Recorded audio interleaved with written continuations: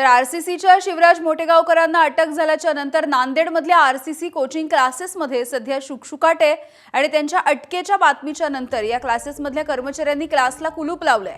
क्लासला सुट्टी लागल्याचं सांगून विद्यार्थ्यांना घरी पाठवण्यात आलं। आरसीसी कोचिंग क्लासेसच्या समोरून आढावा घेतलाय आमचे प्रतिनिधी अभिषेक एकबोटेंनी।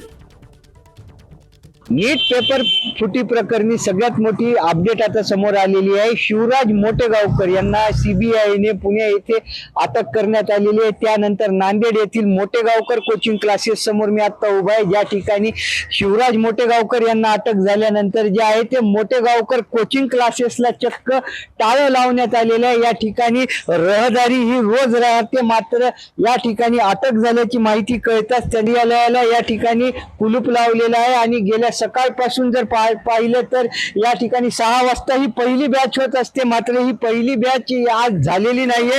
विद्यार्थी या ठिकाणी आल्यानंतर त्यांना असं सांगण्यात आलेलं आहे की आज कोचिंग क्लासेसला आजपासून सुट्ट्या लागलेल्या आहेत, आम्ही तुम्हाला पुढची तारीख कळवू।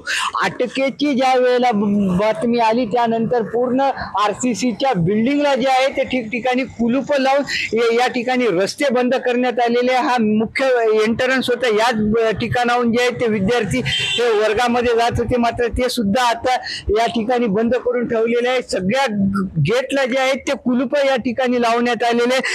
शिवराज मोटेगावकर हे नांदेडमध्ये लातूरमध्ये त्यांची ट्युशन होती, त्यानंतर त्यांनी सेकंड ब्रांच जी आहे ती ही नांदेडमध्ये सुरू करण्यात आलेली होती। त्यांच्या अटकेमुळे जे आहे ते नांदेडमध्ये आता चांगलीच खळबळ उडालेली आहे। अभिषेक एकबोटे, एबीपी माझा, नांदेड।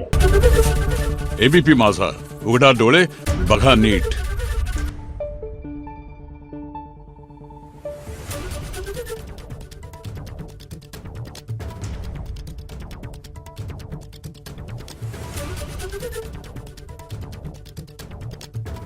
Thank you.